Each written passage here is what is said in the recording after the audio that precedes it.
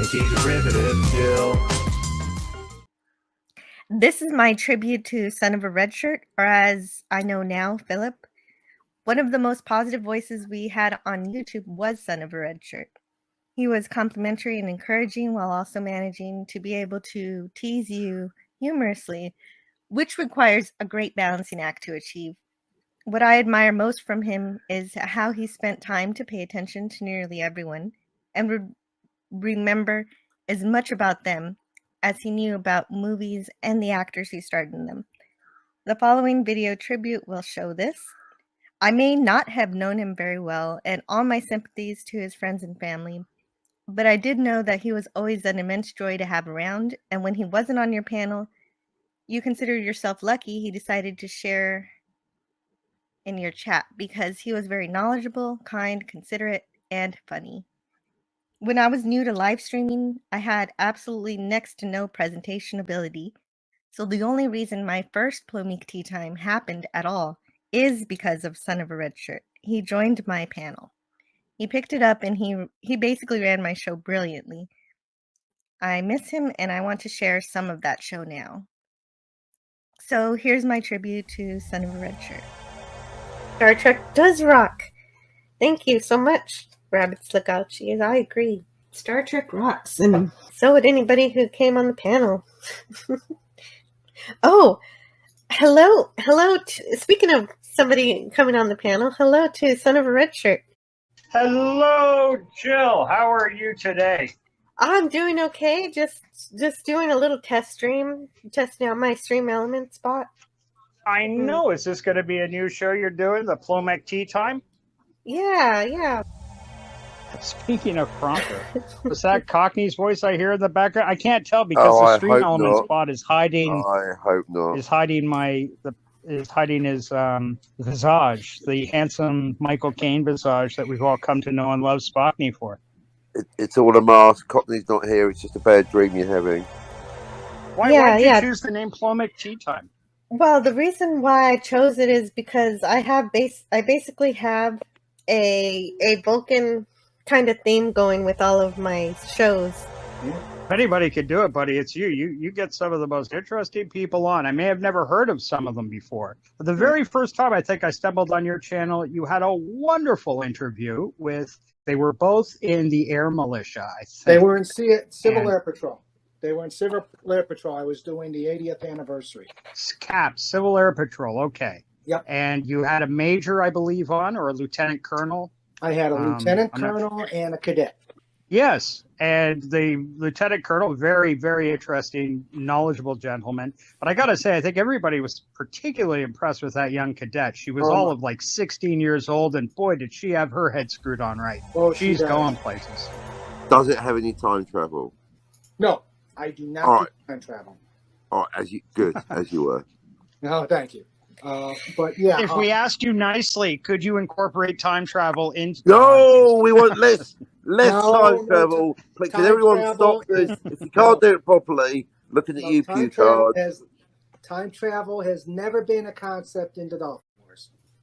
Boom, there you go. Fair enough. I'm only teasing because just in case anybody in the chat is unaware, we have possibly YouTube's greatest single authority on time travel sitting here with Captain Cockney. I don't know anybody else that has spent more time researching, especially from the perspective of one particular film. We're obsessed with I'm talking about Back to the Future. To answer Rabid Slug, I only like them in my mouth. What was that? Do you like fish sticks? All right, just checking. Come on now, it's a family show. It's a South Park thing. I was going to say no South Park fans here. South Park, man, I've been How am I a gay fish? I'm glad it's your show, Jill. I'm glad that somebody's making tea because I've actually been drinking coffee. Yeah, tea Earl Grey. I normally start the day with a drinking coffee on Plomeek Tea Time #1? Jill, I'm so ashamed. All right. Oh, gee. Okay, all right. I get it. I have heard of some of these older anime, and I do mean to. I would love to watch them sometime. I know I'm dating myself, but I grew up with Astro Boy. Astro Boy, yeah, fair enough. You're absolutely right. Astro Boy and Speed Racer. Yep, I grew up Those with two I remember quite well together. I think they used to play them back to back when I was a kid.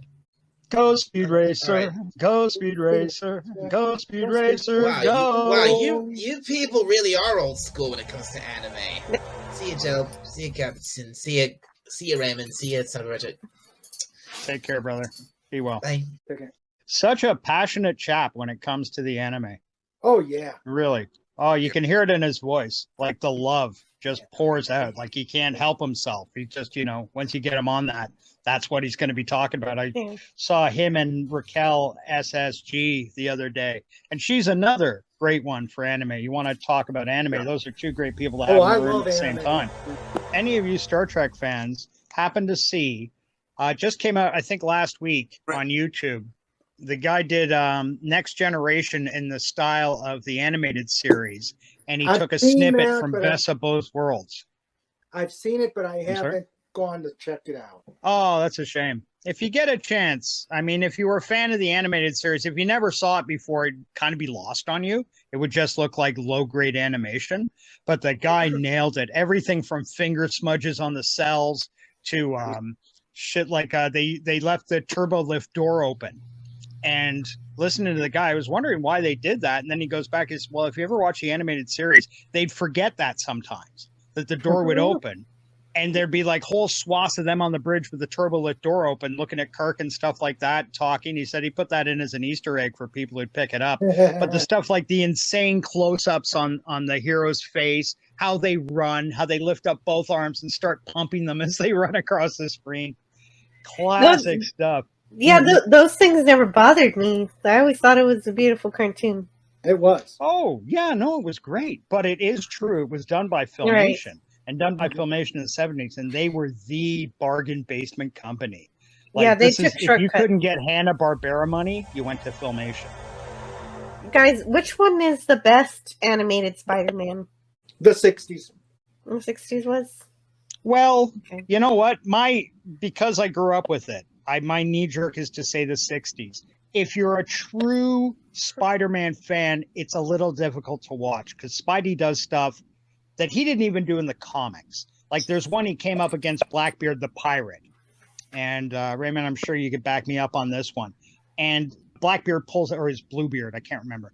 He pulls out a sword. So what does Spidey do? He webs himself a sword.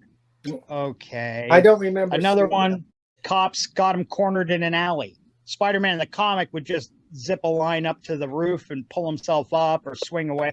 Not this time. He webs himself into a giant ball and then flings himself down the alley like a bowling ball and knocks over these cops like they're 10 pins.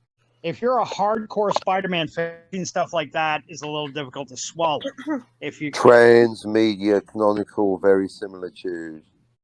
Well, there you go. That's yeah, right. If it's still fun, like I'm enjoying I just got the Star Trek comics from Gold Key. I got the first 6 in a volume collection, and they use way different terminology. You can tell the writers of the comic don't really watch the show, but they still kind of respect that it's a military organization. Somehow they figured that out, and the new Drek can't figure that out. And because of that, it's still fun to read. This is what my dreams look like.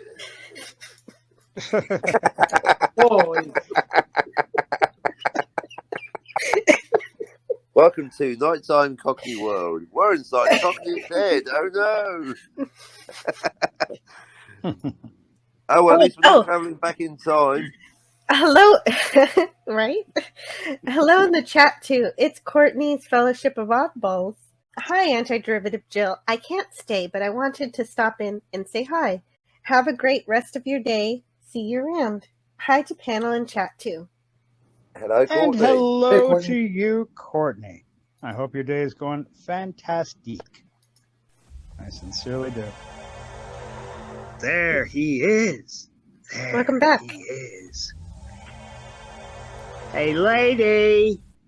I don't get the reference, Pop. Pop Culture says no, it had the last from Titanic. Oh, lady from Titanic, I assume. The last. The last lady. Wow, you're pretty good at this movie stuff. Who? Culture? No, you.